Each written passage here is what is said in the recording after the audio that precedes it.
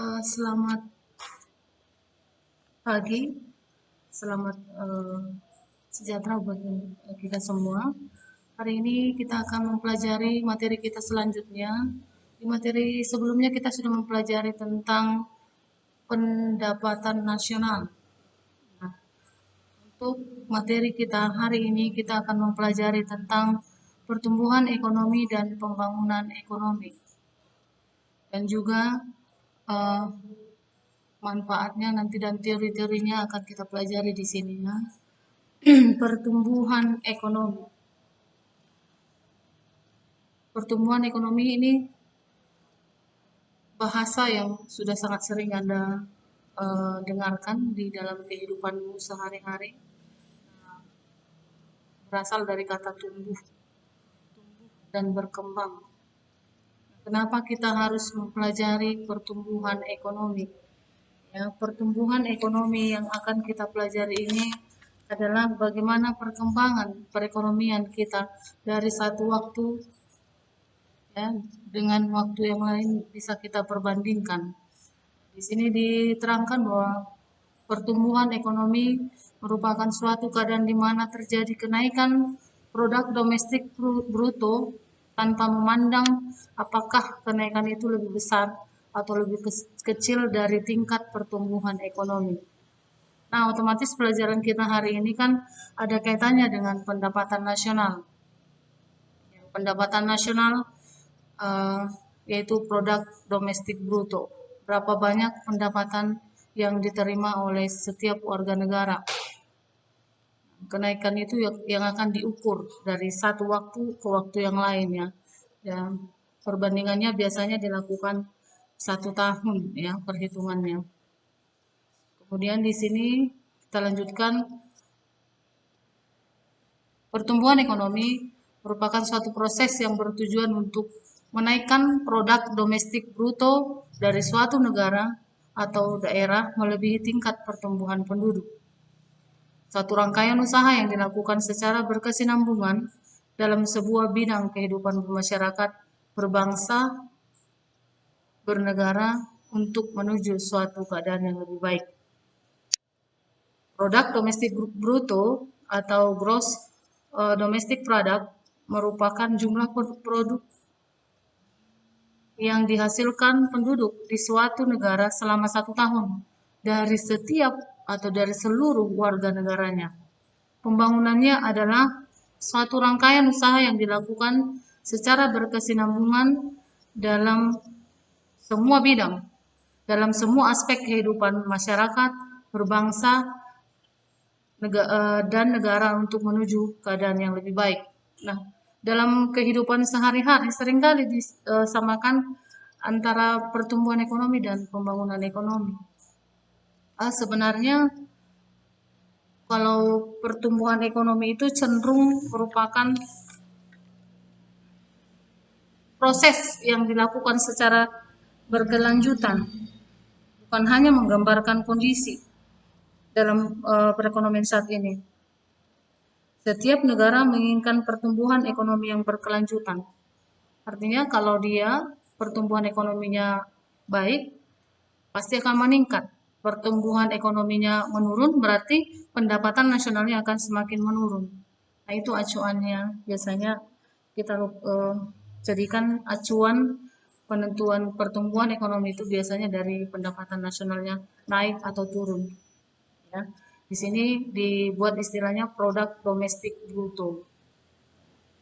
Inilah untuk pengertian pembangunan ekonomi dan pembangunan ekonomi. Nah, teori pertumbuhan ekonomi. Teori pertumbuhan ekonomi ada beberapa. Yang pertama, teori pertumbuhan klasik ini dikemukakan oleh para ahli ekonomi klasik, di antaranya Adam Smith, David Ricardo, ya dan lain-lain. Kemudian ini teori pertumbuhan ekonomi Schumpeter dan teori pertumbuhan ekonomi klasik, teori ekonomi Rostow. Nanti ini akan saya jabarkan kembali ya. Kemudian ada teori pembangunan ekonomi. Teori pembangunan ekonomi ada 4 juga.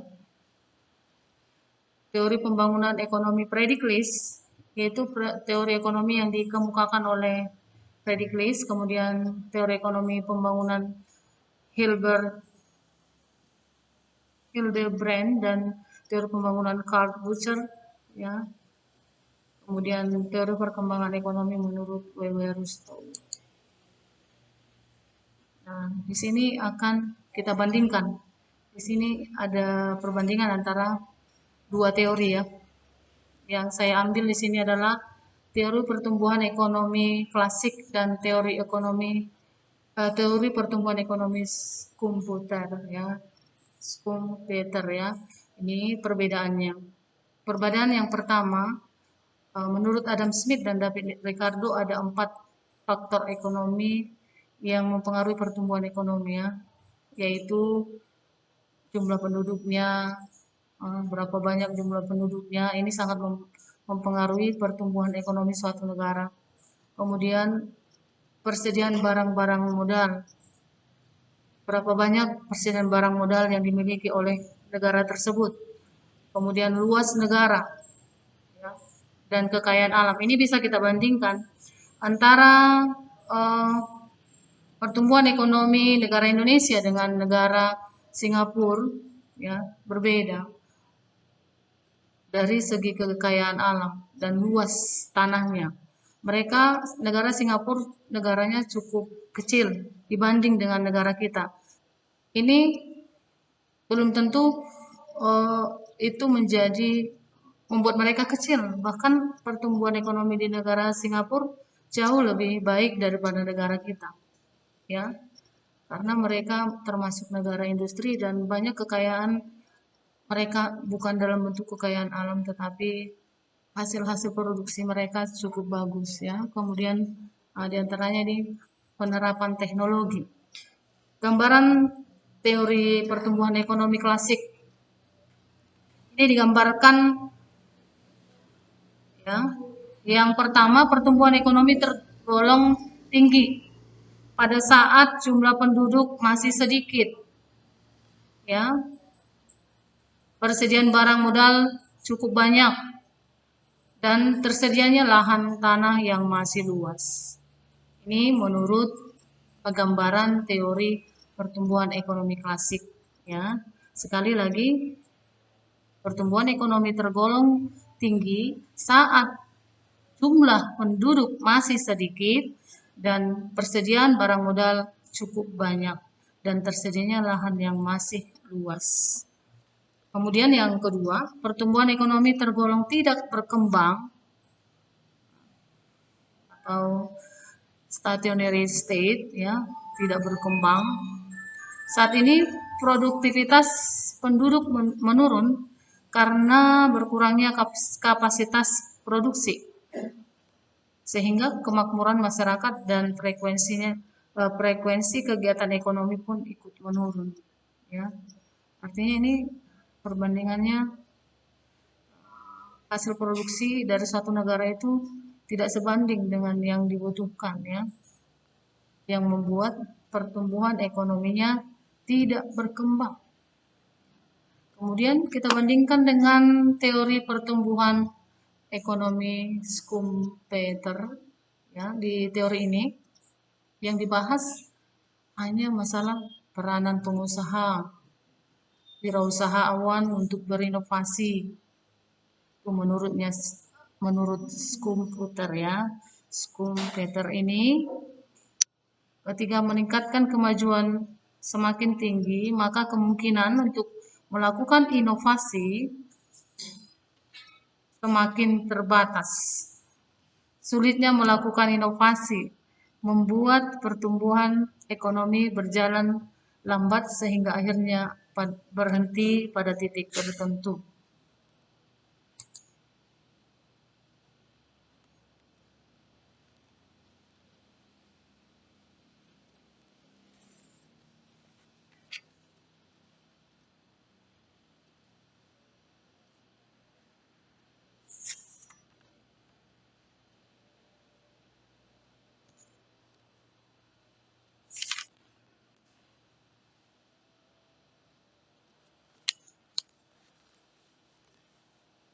Ada beberapa teori ekonomi klasik yang ada, ya.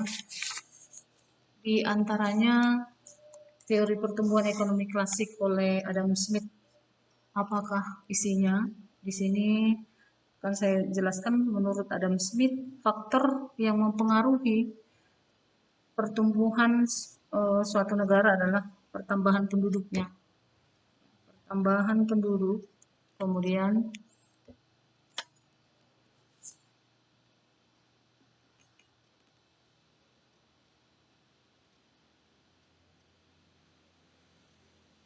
artinya menurut si Adam Smith ini semakin banyak jumlah penduduknya, maka itu akan mempengaruhi naik turunnya pertumbuhan ekonomi suatu negara. Menurut David Ricardo berbeda lagi. David Ricardo menganggap ini tidak pendapat Adam Smith tidak relevan, ya, karena menurut si David Ricardo dalam jangka panjang perekonomian akan mencapai keadaan yang tidak berkembang sama sekali, yang disebut dengan stationary state tadi. Pertambahan jumlah penduduk yang dimaksud Smith dan Ricardo akan menurunkan pertumbuhan ke tahap yang lebih rendah, yang disebut dengan istilah law of diminishing return.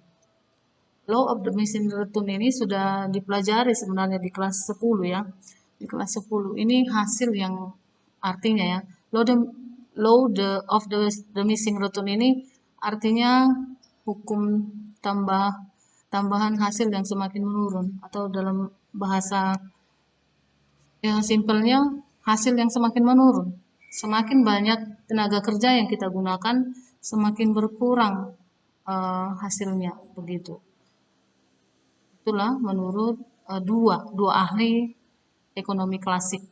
Nah, di sini kita lanjutkan materi kita menurut teori pertumbuhan ekonomi neoklasik.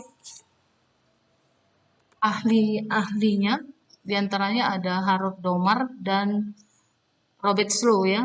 Maaf ya, di sini nggak lengkap namanya, ya. Ini Robert Slow, ya. Ada dua. Saya tampilkan di sini ada dua teori pertumbuhan ekonomi. Yang pertama Harold Domar, ya. Menurut ahli ekonomi klasik, ya. Yang pertama menurut si Harold Domar ini, pertumbuhan ekonomi merupakan barang modal telah digunakan secara penuh. Besarnya tabungan proporsional, ya, perbandingan antara modal hasil produksi adalah tetap. Dan yang keempat, di sini perekonomian tertutup. Inilah teori pertumbuhan ekonomi menurut Harold Domar, ya. Yang kedua, teori pertumbuhan ekonomi menurut Robert Slow, ya. Dalam pertumbuhan ekonomi Robert Slow ini yang dibahas tentang perkembangan faktor-faktor produksi. Faktor-faktor produksi apa saja itu? Ya. Dalam teori ini terlihat dari sisi penawaran produksi.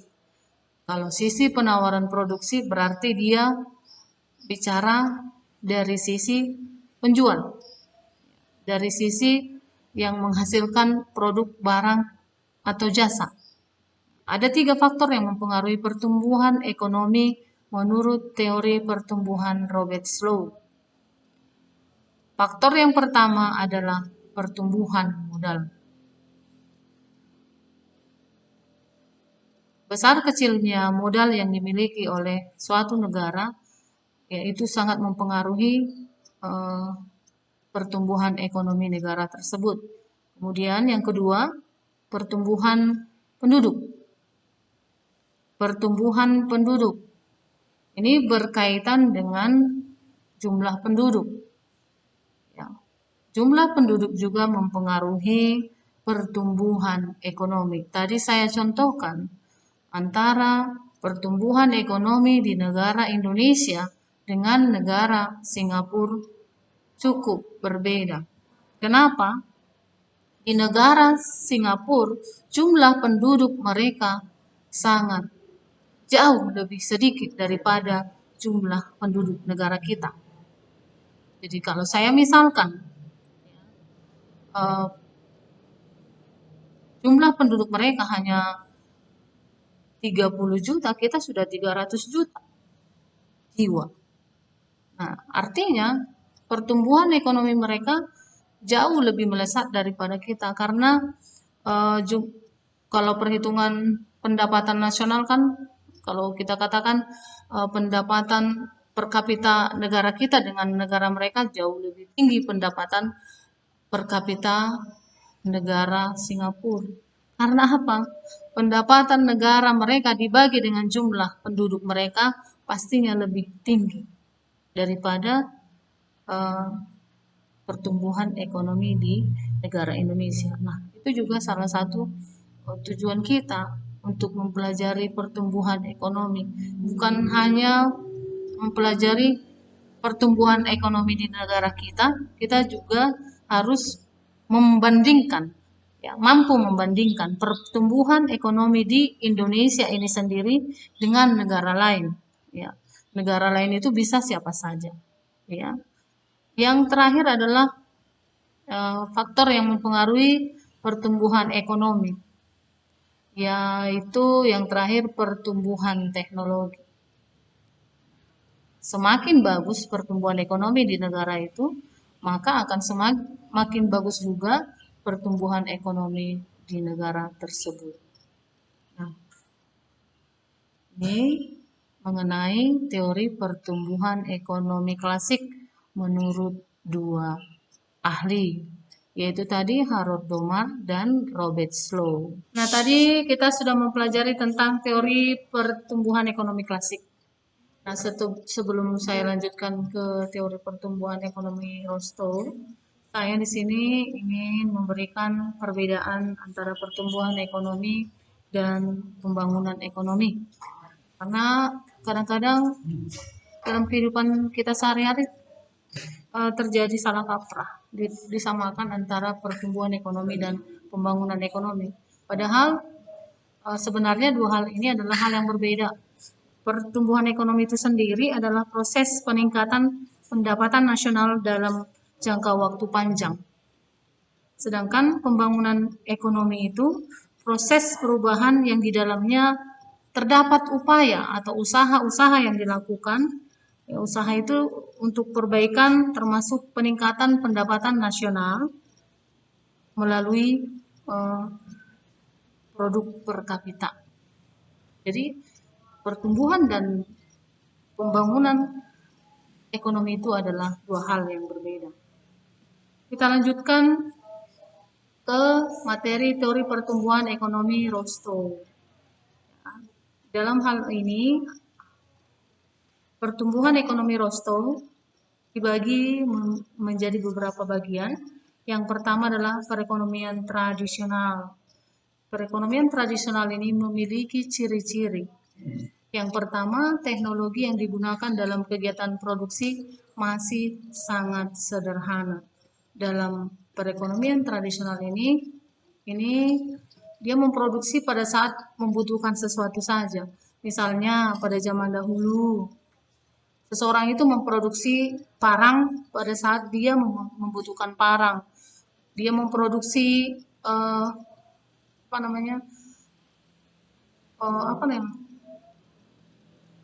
tempat masak yang terbuat dari tanah, kuali tanah dan lain sebagainya. Dia memproduksi pada saat dibutuhkan saja. Itu pada perekonomian tradisional. Produksi yang dihasilkan rendah sehingga hanya untuk mencukupi kebutuhan sendiri. Dia memproduksi tidak untuk orang lain, tetapi memproduksi untuk diri sendiri. Yang ketiga, kegiatan produksi dilaksanakan secara tradisional, menggunakan alat-alat yang sederhana, alat-alat yang tersedia di sekitar kita. Itu kalau perekonomian tradisional. Kalau yang kedua, kita masuk ke perekonomian transisi. Transisi itu perubahan. Ya. Jadi ciri-cirinya, yang pertama timbul pemikiran mengenai pembangunan ekonomi untuk meningkatkan kesejahteraan. Nah, di sini masyarakat pola pikirnya sudah mulai berubah. Dia tidak hanya memproduksi untuk dirinya sendiri, tapi berupaya untuk menghasilkan untuk orang lain, untuk kesejahteraan orang lain, kebutuhannya terpenuhi dan kebutuhan di sekitarnya juga terpenuhi. Yang kedua, perubahan nilai-nilai struktur kelembagaan yang berlaku dalam masyarakat. Dan yang ketiga, perekonomian mulai menciptakan kerangka ekonomi yang kokoh untuk mencapai tingkat perekonomian yang lebih maju. Itulah mengenai perekonomian transisi. Nah, kita lanjut ke perekonomian lepas landas. Perekonomian lepas landas adalah perekonomian yang sudah melalui sisi tradisional, sudah melalui masa transisi. Nah, dia ingin mencapai lepas landas. Dia memiliki ciri-ciri.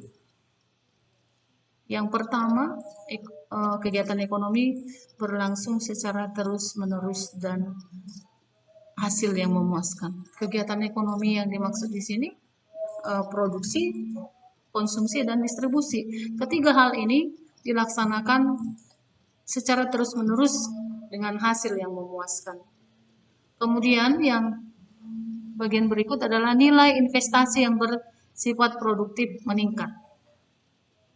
Investasi yang memiliki sifat produktif berarti suatu hal yang menghasilkan atau berinvestasi di bidang hal yang menghasilkan suatu produk atau jasa ini cukup meningkat dalam perekonomian lepas landas. Yang ketiga, tercapainya semua kondisi yang dapat membuat semua lembaga dapat berfungsi sesuai dengan harapan masyarakat. Semua lembaga-lembaga yang ada di pemerintahan dapat melakukan fungsinya sesuai dengan yang diharapkan. Kemudian yang berikut adalah terciptanya kestabilan di bidang politik dan sosial. Pertumbuhan ekonomi itu akan baik apabila di bidang politik dan sosialnya baik.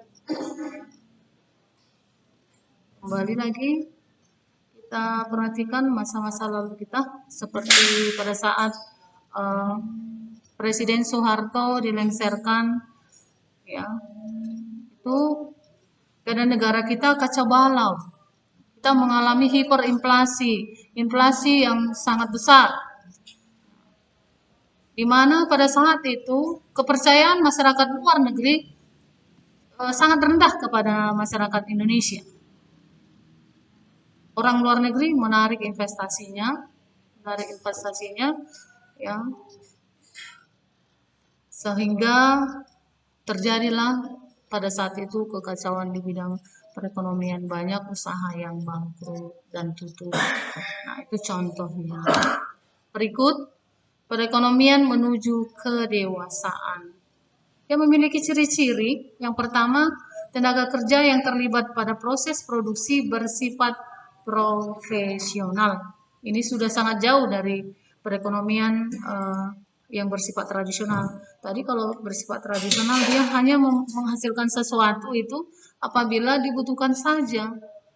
Artinya dia nggak bisa, tapi harus buat gitu. Nah, di dalam perekonomian menuju kedewasaan, tenaga kerja yang terlibat adalah tenaga kerja yang profesional, artinya ahli di bidangnya.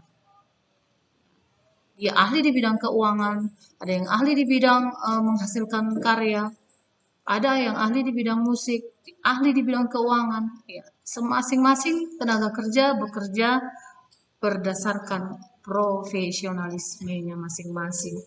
Yang kedua, berkurangnya peranan sektor pertanian. Sedangkan sektor industri memiliki peranan yang dominan. Di sini tidak kita hilangkan sektor pertanian, tetap berjalan. Tetapi masyarakat semakin mengarah kepada sektor industri. Adanya perubahan dalam sektor organisasi perusahaan. Kalau dulu perusahaan, apapun keputusan yang ada dalam satu perusahaan itu pasti diputuskan oleh pemilik perusahaan. Tapi dalam perekonomian menuju kedewasaan ini, keputusan tidak lagi di tangan pemilik, tetapi eh, mempertimbangkan pendapat dari tenaga-tenaga profesional yang dipekerjakan dalam perusahaan tersebut. Saya contohkan, saat perusahaan mengalami kolaps, ya, artinya keadaan keuangannya bermasalah. Seorang pemilik perusahaan dia nggak tahu itu kenapa itu bisa seperti itu. Dia harus bertanya kepada pihak yang mengerti mengenai masalah tersebut. Misalnya ke bagian keuangan, ke bagian penggajian, ke bagian yang berhubungan dengan masalahnya. Lalu bagaimana cara mengatasinya? Mereka diskusikan bersama-sama. Artinya tidak lagi diputuskan oleh pihak pemilik perusahaan, tetapi eh, mempertanyakan tenaga profesional yang dipekerjakan di perusahaannya. Ya, kemudian yang keempat, timbulnya kesadaran dalam masyarakat untuk memelihara dan melestarikan lingkungan. Ini adalah ciri yang keempat. Kita masuk ke perekonomian tingkat konsumsi.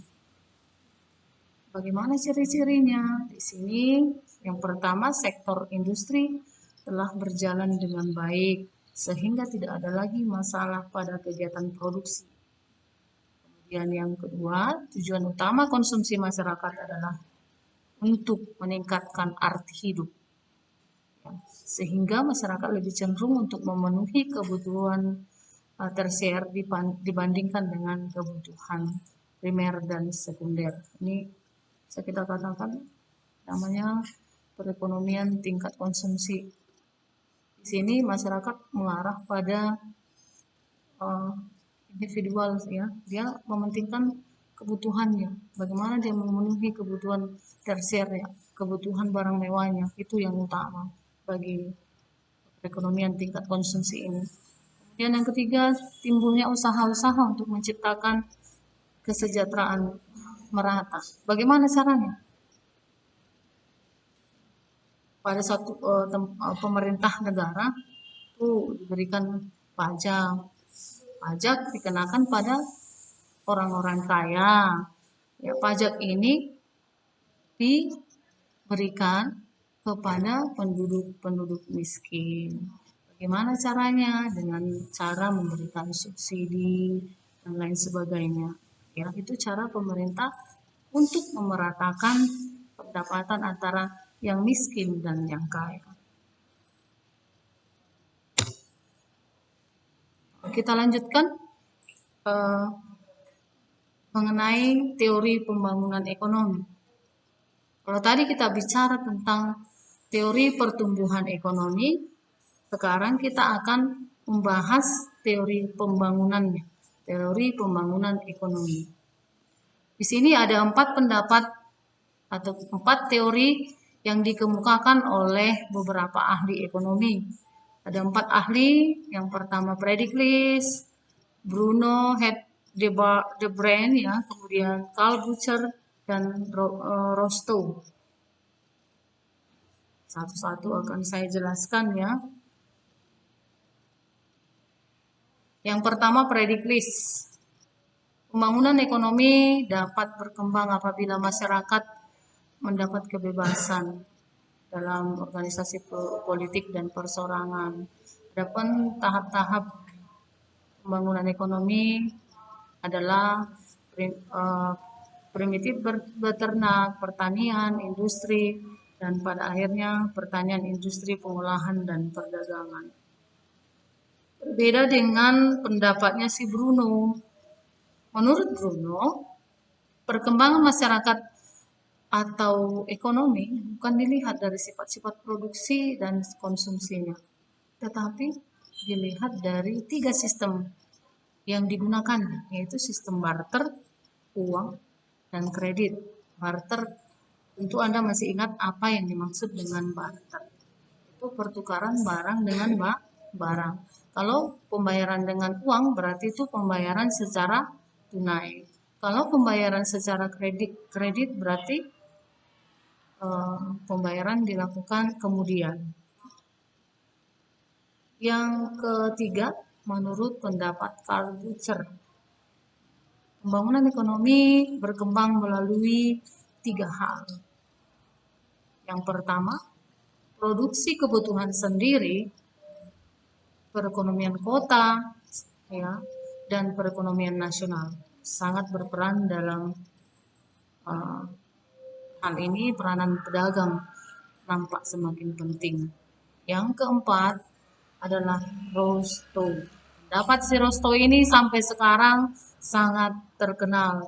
Di antara pendapat pendapat si Predisli, si Bruno, dan si Karl Butcher ini yang cukup diingat oleh masyarakat secara umum adalah si pendapatnya ahli ekonomi si Rostow ini. Apakah isi daripada teori pembangunan ekonominya? Pembangunan ekonomi dibagi menjadi 5 tahap ya. Yang pertama, tahap ekonomi tradisional. Pada tahap ini, pembangunan ekonomi tahap tradisional sebagai tahap ekonomi memilih fungsi produksi terbatas. Namun perubahan selalu ada. Ini dapat dilihat dari perdagangan dan tingkat pertumbuhan produksi pertanian. Yang kedua, tahap lepas landas. Tahap ini biasanya dicirikan oleh pertumbuhan perlahan-lahan dengan adanya inovasi atau penemuan-penemuan. Kemudian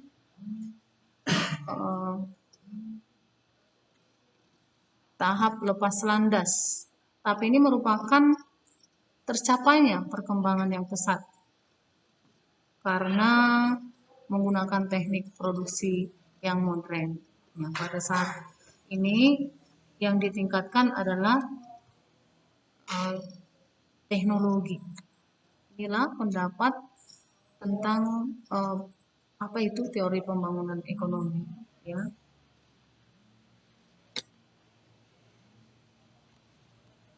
Tahap yang berikut adalah tahap menuju kematangan.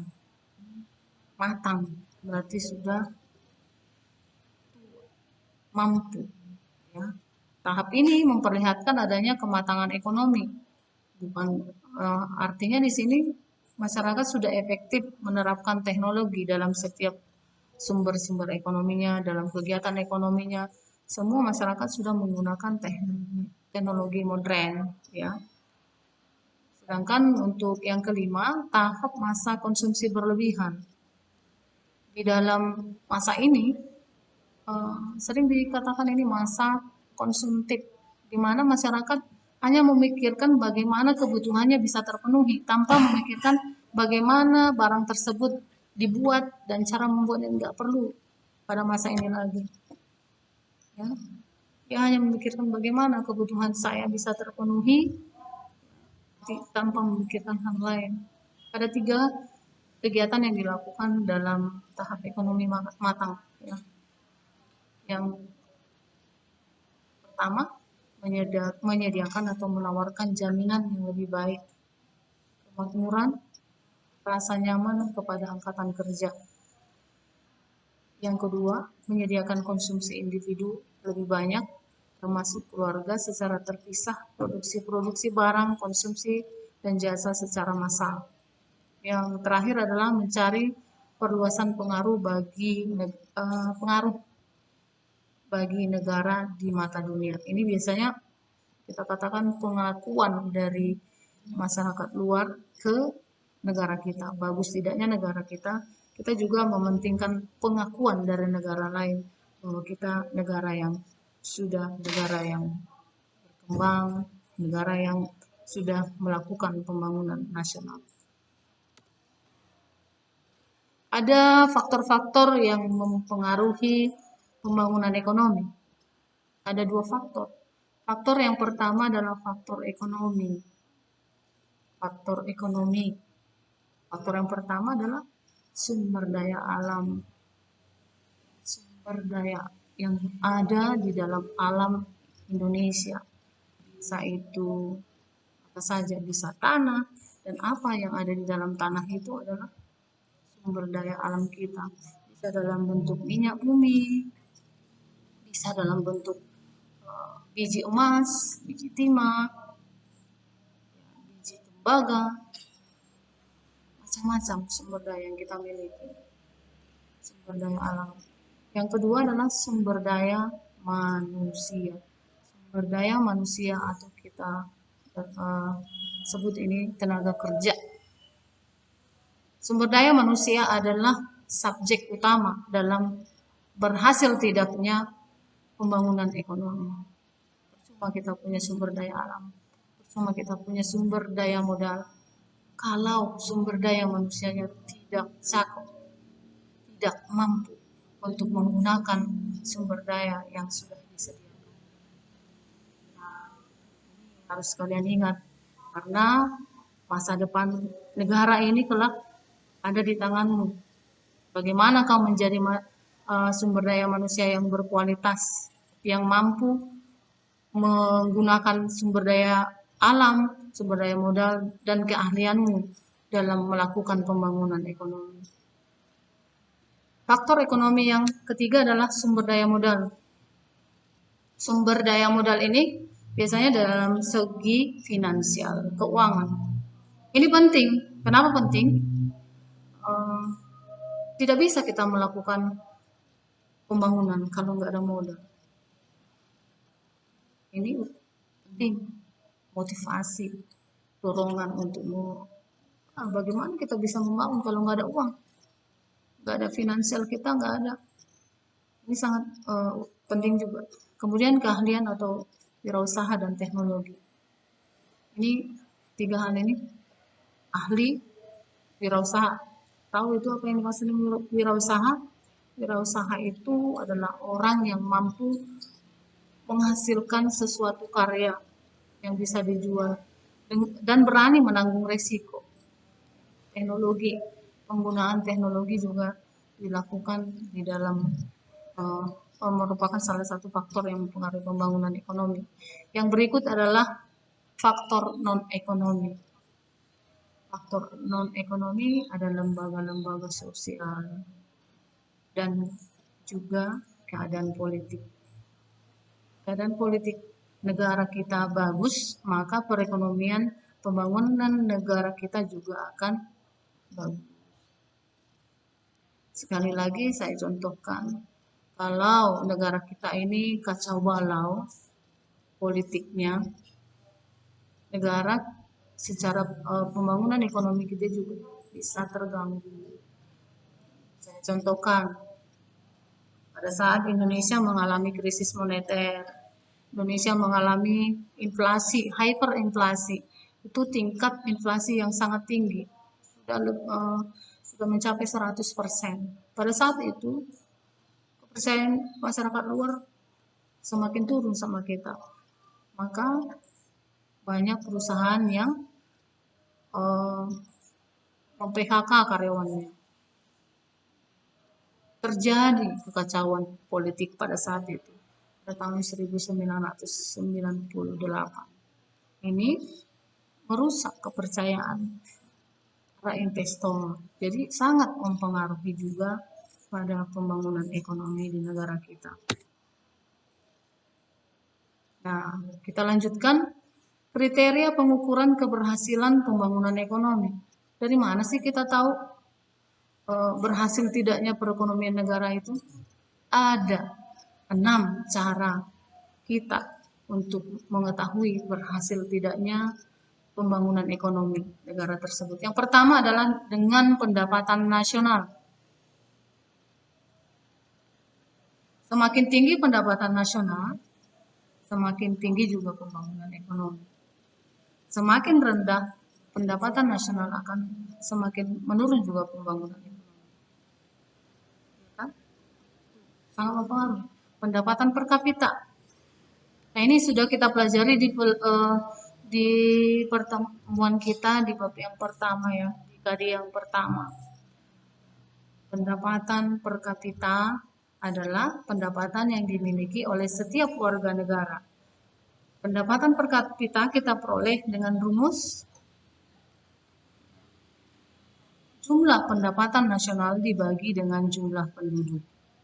Ini juga merupakan cara kita mengukur keberhasilan pembangunan ekonomi. Kemudian pendistribusian, yang ketiga ini pendistribusian pendapatan. Distribusi berarti penyaluran pendapatan sudah sampai ke sasaran yang tepatkah? Sudah meratakah?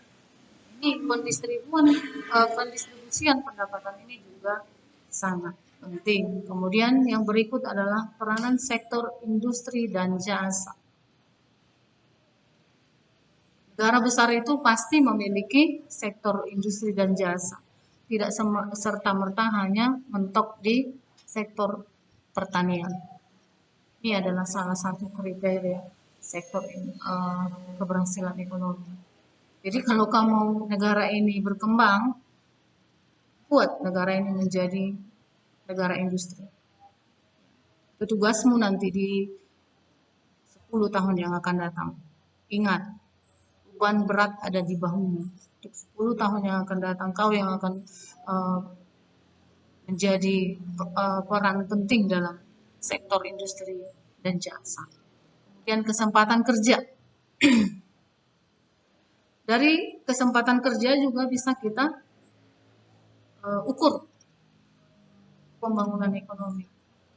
Mampu nggak pemerintah membuka lahan pekerjaan, lapangan pekerjaan, memberikan kesempatan kerja pada masyarakat, ataukah sebaliknya memberikan kita katakan kesempatan yang sebesar-besarnya untuk masyarakat untuk bekerja di luar negeri. Ini salah satu tolak ukur atau cara kita mengetahui keberhasilan daripada pembangunan ekonomi. Dan yang terakhir adalah stabilitas bidang perekonomian.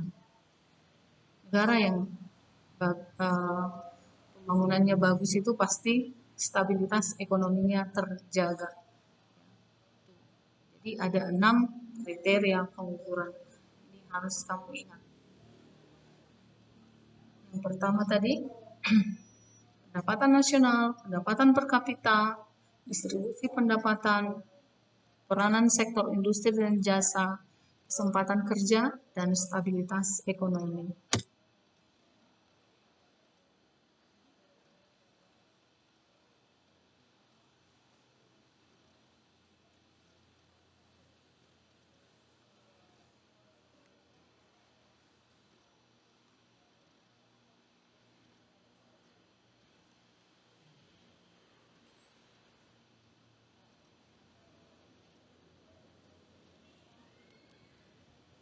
Kita lanjutkan ke prioritas pembangunan nasional.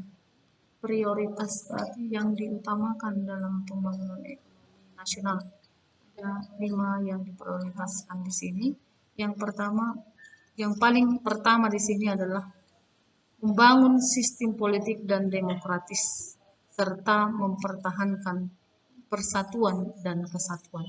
Ini nomor 1. Sekali lagi saya katakan, membangun sistem politik demokratis serta mempertahankan persatuan dan kesatuan.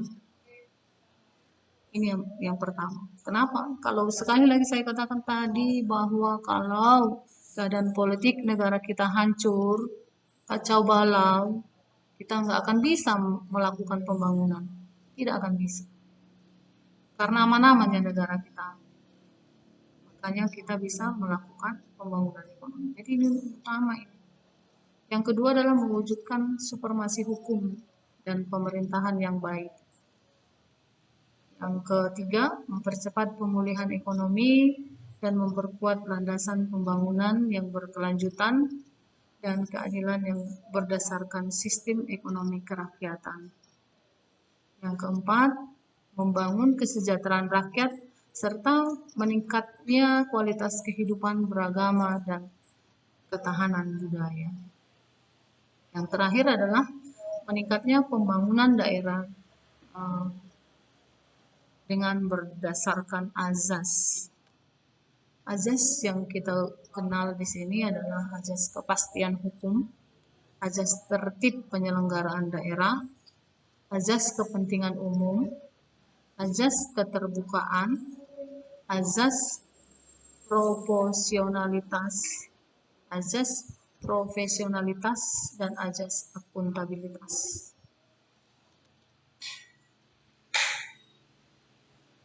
Kita akan mempelajari tahapan perencanaan pembangunan nasional. Apa saja tahapannya? Yang pertama, penyusunan rencana. Rencana yang akan dilakukan negara tersebut untuk tahun yang akan datang. Itu biasanya kalau dalam negara kita disebut dengan apa? RAPBN. Rencana ini disusun oleh anggota DPR. Dia membuat RAPBN. Kemudian RAPBN ini diajukan kepada Presiden. Kalau Presiden setuju, maka ini akan ditetapkan menjadi APBN. Itulah penetapan rencana. Yang ketiga adalah pengendalian pelaksanaan rencana. Bagaimana cara mengendalikan rencana yang sudah dibuat tadi? Ada pengawasan yang dilakukan oleh pemerintah. Yang keempat adalah evaluasi pelaksanaan rencana. Artinya penilaian pelaksanaan perencanaan tadi. Berhasilkah? Gagalkah? Itu dilakukan melalui evaluasi. Kita lanjutkan materi selanjutnya mengenai pola perencanaan pembangunan nasional. Ada 3 polanya. Yang pertama adalah rencana pembangunan jangka panjang atau kita singkat dengan RPJP. Ini dokumen perencanaan untuk 20 tahun. RPJP dibagi 2, RPJP nasional dan RPJP daerah. RPJP nasional yang ini diajukan oleh menteri dan disahkan oleh presiden. Kalau RPJP daerah yang menyusun adalah kepala Bapeda yang mensahkan atau mensahkannya ini adalah pihak pemerintah daerah. Ini bisa bupati, bisa juga gubernur. Yang kedua adalah RPJM, Rencana Pembangunan Jangka Menengah. Rencana Pembangunan Jangka Menengah ini adalah dokumen perencanaan untuk periode 5 tahun. RPJM juga dibagi atas 2, yaitu RPJM nasional dan RPJM daerah. Kalau RPJM nasional tadi ini disusun menteri yang menetapkannya presiden, RPJM daerah yang menyusun kepala Bapeda dan disahkan oleh kepala daerah, bupati atau gubernur. Yang ketiga, rencana pembangunan tahunan atau RPT atau rencana kerja pemerintah atau RKP. Rencana pembangunan tahunan ini adalah dokumen perencanaan untuk 1 tahun. RPT ini dibagi menjadi 2. RPT nasional disusun menteri ditetapkan oleh presiden. Kemudian RPT daerah disusun oleh kepala Bapeda dan ditetapkan oleh kepala daerah.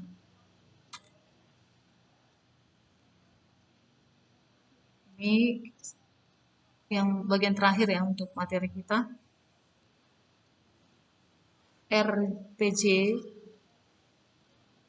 RPJP merupakan dokumen yang memuat penjabaran visi, misi, dan arah pembangunan.